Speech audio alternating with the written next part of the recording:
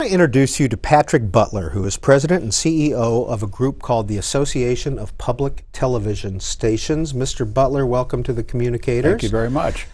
How do you define a public television station? Well, a public television station is defined by the Public Broadcasting Act of 1967 as a non-commercial educational television station which has obligations under the law and under FCC regulations to provide educational, cultural, and informational services to the communities that we serve. And we serve virtually every American through 170 licensees operating 360 television stations. How are you funded? We're funded, it's a little bit complex. The Corporation for Public Broadcasting has foundation grants called community service grants for each of our stations. And that funds about an average of 15% of our station budgets. But the further away from the big cities you get, the more rural you get, and so forth. The percentage of the CPB grant can get up to 40 or 50 or even a larger percentage than that. So that's the base grant, and on the basis of that, we have about a 6-to-1 ratio for private donations from corporations and foundations, state governments, and viewers like you. So for every dollar of federal funding invested, we generate another $6 in non-federal activity. Well, if a station can't raise money privately, how then does it go off the air, or does the CPB increase its donation? Well, the CPB grant will be it's a sliding kind of formula. The larger stations need less. I mean, the CPB grant is less of a factor than it is in more rural stations.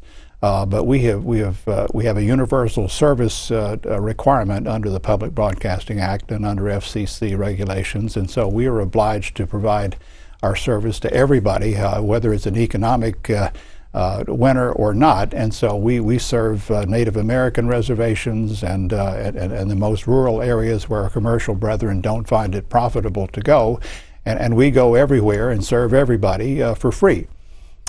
Mr. Butler, does the federal government have any other role in your programming decisions besides the funding that the Corporation for Public Broadcasting? No. In fact, there's a firewall that is established for the Corporation for Public Broadcasting, which prohibits the federal government from being involved in programming decisions. And so CPB provides these grants, and local stations, together with PBS, our national programming service, make all of the programming decisions independently of the government.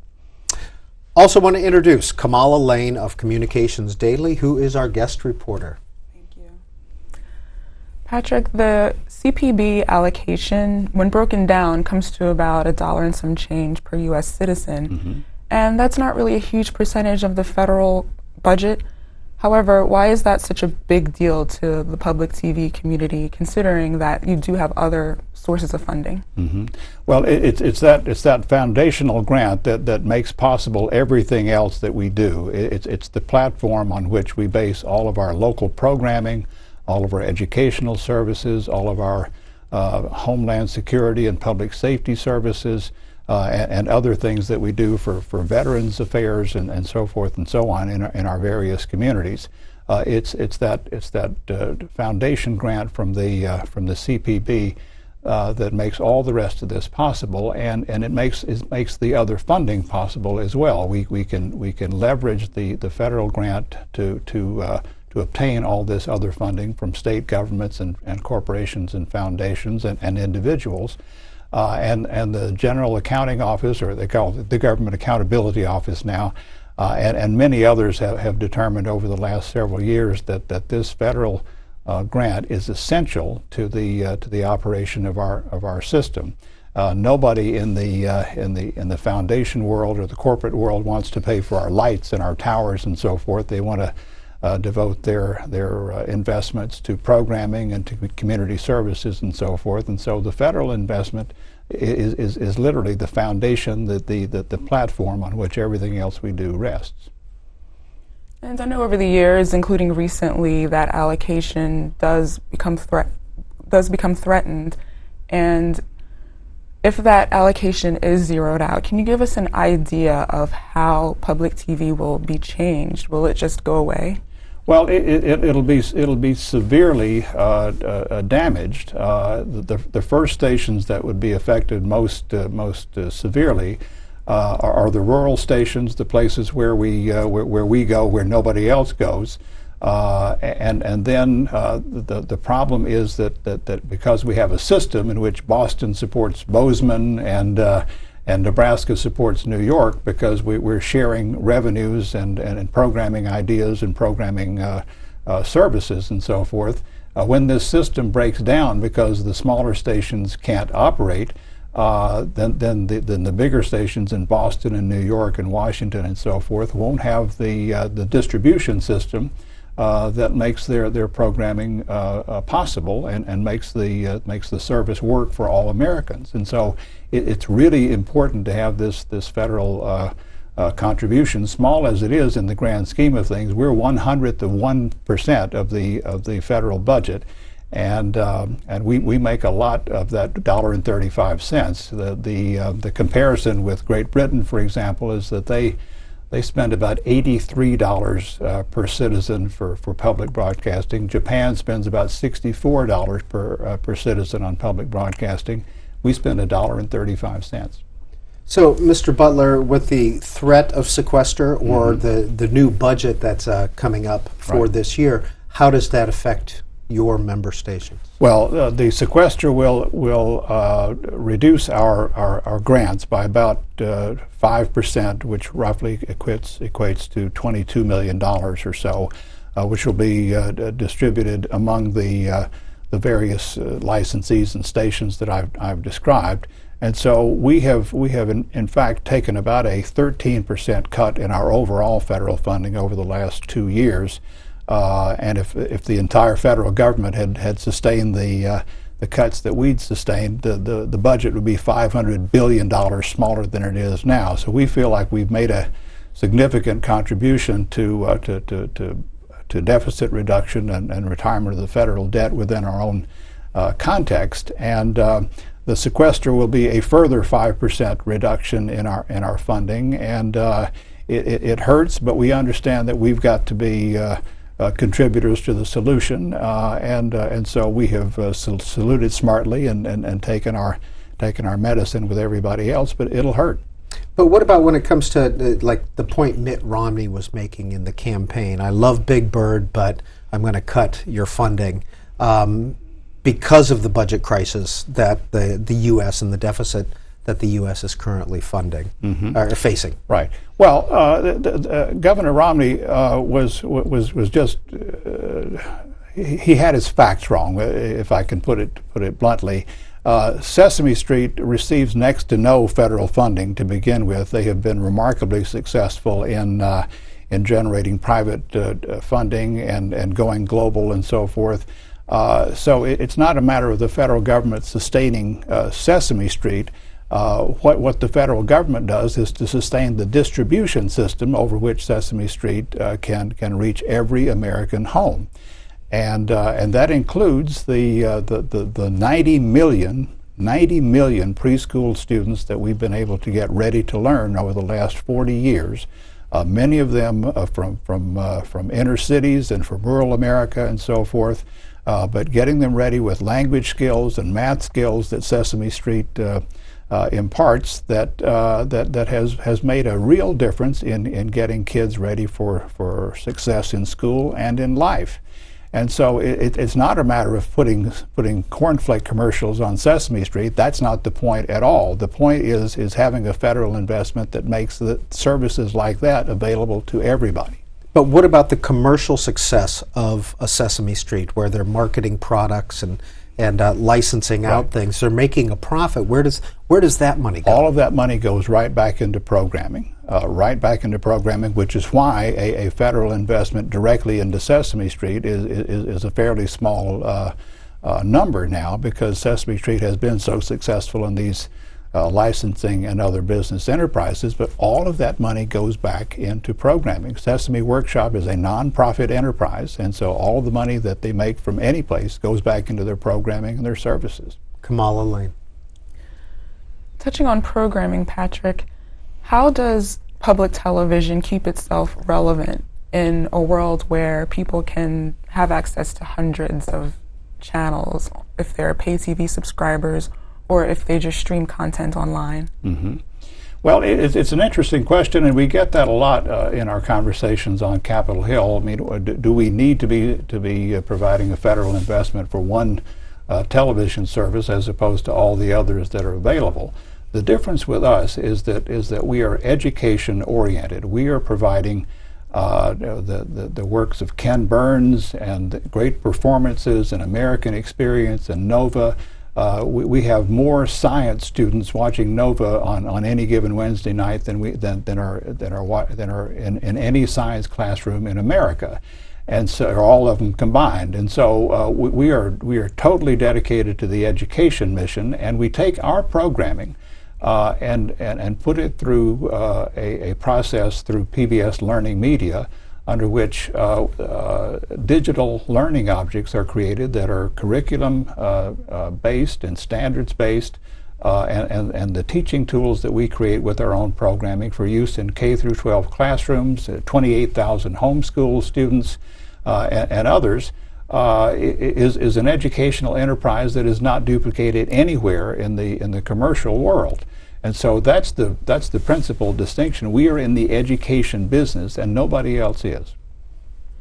And how are public TV stations keeping themselves somewhat insulated from significant effects of sequester? How are those programs and that education mission still able to remain intact?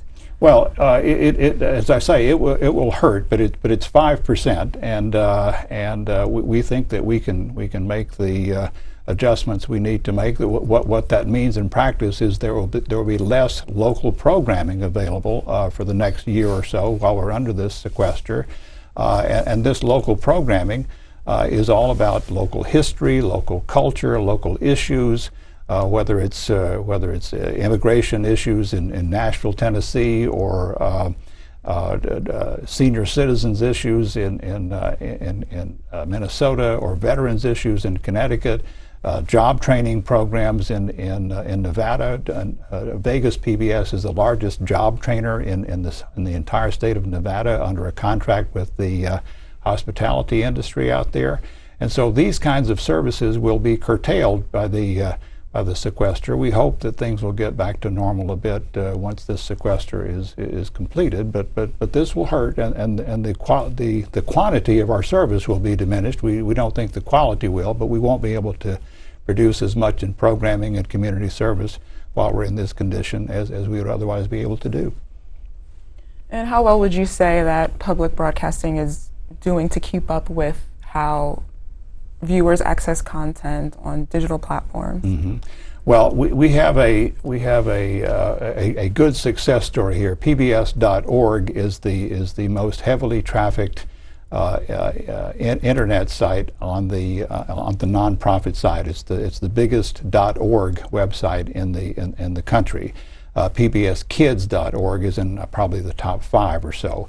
And when PBS contracts for programming, it contracts for use across 16 platforms now, not just broadcast, but across 16 internet and other kinds of distribution platforms. And so we're in mobile, we're on the internet, we're on television, we're in the classroom, and we're serving people where they are and giving them this valuable programming in the format that they most want to use it.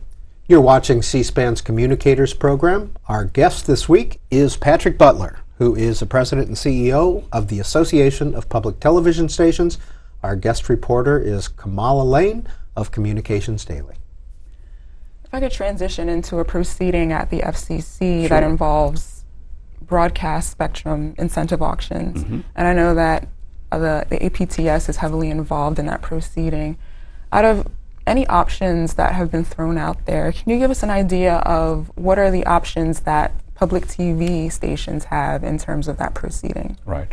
Well, we have created a Spectrum Opportunities Task Force at my association to evaluate all of these opportunities and options on behalf of our public television stations. That includes offering spectrum in the auction itself. It includes channel sharing and spectrum leasing and other opportunities that may be available through private transactions that the spectrum auction rules will enable. And so we think that there are both opportunities for greater efficiency in our system and for greater revenue opportunities in our system associated with the spectrum auction proceeding. And we think this is a once-in-a-lifetime opportunity to get all of the efficiencies and revenue opportunities that we've been kind of dreaming about for the last several years actually accomplished over the next 3 or 4 or 5 years. Has there been consideration of moving your channels to VHF? Some may be in position to do that. Again, this is all going to be local decisions. The great thing about public television is that everything is locally owned, locally operated, and local stations make their own decisions about these things. But some will be interested in moving from a UHF to a VHF channel. Some may be interested in combining some of their back office operations, the joint master control rooms and such, with other public television stations, or perhaps some commercial television stations. And so being able to be entrepreneurial and opportunistic about these new options that are available to us is the spirit in which we're approaching the entire spectrum auction issue. It may be that most of our stations don't have any impact at all through this, except for the repacking that will probably affect virtually everybody in the television industry, commercial or public. But for those stations in the markets where spectrum auctions are going to be most important, they're considering all of their options, and I think they're going to have some interesting conclusions to draw. Well, Patrick Butler, in this world of acronyms, could you explain the relationship between CPB and PBS and your member stations? Sure. The Corporation for Public Broadcasting is a nonprofit corporation owned by the American people, which receives these federal appropriations every year, and then they distribute that appropriation through a well-defined formula. 71% of these funds go to local television and radio, local public television and radio stations. About 5% goes to their general and administrative purposes, and the rest goes to special programming initiatives and distribution funds and so forth. So that's CPB. They're just the purveyor of federal funds. PBS is the National Programming Service, the National Distribution Service. They do a lot of work with local stations in terms of improving management and so forth. And they're private. They're also private and nonprofit. And the Association of Public Television Stations is the organization for the licensees themselves, the people on the ground in hundreds of American communities who hold these licenses from the federal government, and who provide all of these local services, programming and education and other community services that we've described. And it's my honor to represent all of them here in Washington. Now, one more question before we turn back to Kamala Lane. Ken Stern, NPR, recently quoted in Newsmax as saying that perhaps NPR would be better off without federal funding. What are your thoughts on that? Well, NPR itself, again, doesn't receive much direct federal funding. The local public radio stations receive a fair amount of federal funding, and some of that money goes to NPR for the purchase of programming services. But the typical breakdown for a local public radio station is that they'll produce 28% of their own programming locally. They'll buy about 30% of their programming from NPR, and they'll buy 42% or so from other public radio stations or other national programming services. And so it's a local decision, and they can take as much or as little NPR programming as they want. This is the opposite of a top-down business model. This is all bottom up, and they take what they want. Kamala Lane. It seems like over the past several years, public broadcasting does have to go before Congress and make a case for why the allocation should remain intact. Mm-hmm. In recent years, has your approach, your strategy in making your case changed at all? Well, just in the 2 years that I've been here, we've been trying to focus on letting Congress understand better that we are public service media. Which means that not only do we provide this high quality programming on television, but that we are very actively engaged in the education enterprise, in homeland security, and other things in which a public investment is well justified. And the better we can tell that story, and the stronger we can make that case, as we did during our public media summit in February, the more likely we think it is that Congress is going to say, well, this is a worthwhile investment of federal funds, and that comports with the overwhelming majority of the American people who say that the federal investment in public broadcasting is the second best investment the federal government makes after national defense alone. That's how much they appreciate what we do on air, online, and in the community. And how are your member stations, going about finding new sources of funding? Well, we have a big contributor development partnership among our stations that has just gotten off the ground in the last couple of years.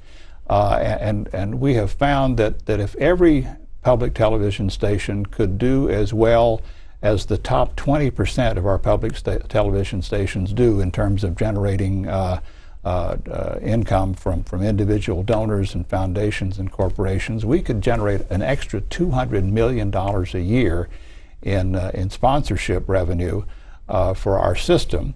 And so we are in the process of going as far as we can possibly go with this initiative, and I think that'll produce some very significant results. As I say, we have other entrepreneurial enterprises underway as well. We're doing a lot of fee-for-service kinds of work with the state of Nebraska, for example. We are their data managers. In South Carolina, we are contracting with the state to do some very specific educational services. Kentucky Educational Television has a wonderful GED program that they market around the country, and so there is this is a high school equivalency program, and so there are lots of things like this. In Vegas, as I said, Vegas PBS has a business arrangement with the hospitality industry under which they are training 100,000 commercial food service workers every year for the largest industry in Nevada. And so that entrepreneurial spirit is alive and well in public television, and we're going to take it as far as it goes. And just to follow up on Kamala's question regarding Congress and Right. your interaction there, you recently gave an award to Representative Greg Walden, Republican of Oregon, very influential when it comes to telecommunications Right. policy because of his committee assignments. Mm-hmm. Why did you give him an award, and how much outreach is there to members? Well, we gave Congressman Walden the award specifically for his work on the spectrum auction legislation, and he was a big supporter of the legislation and of public television's interest in the legislation. For example, the Senate bill provided for $1 billion in transition costs, mostly related to repacking once this auction is completed. And we had concluded that wasn't nearly enough money to pay for all the transition costs that were going to be borne by both commercial and public television stations. And so Congressman Walden was able to add another $750 million to that transition cost budget, which was a huge benefit to the public television station community as well as the commercial community. And so we thought he was well deserving of this award. He worked in a highly bipartisan way with Ranking Member Anna Eshoo of California and with other colleagues in the House. This was a real model for how good important legislation can be enacted in Congress, and he took a very enlightened leadership role there, and we we were happy to be able to give him our Champion of Public Broadcasting Award, as we gave it this year to Senator Barbara Mikulski, the new chairwoman of the Senate Appropriations Committee, who's been a steadfast supporter of public television for her entire distinguished career here in Washington. As for the outreach to Congress, we spend a lot of time talking with members of Congress and their staff about what it is that we're doing at the local level. We bring our station managers to Washington, as well as lay leaders who are community leaders who support our enterprise in local areas, to tell them our stories about the community service that we provide. And we also ask members to come back to their stations in their local communities and see on the ground what it is that we're doing. And the more of that they see, the better they like what we do. So we are encouraging more and more interaction, and the more we get, I think the better off we're going to be.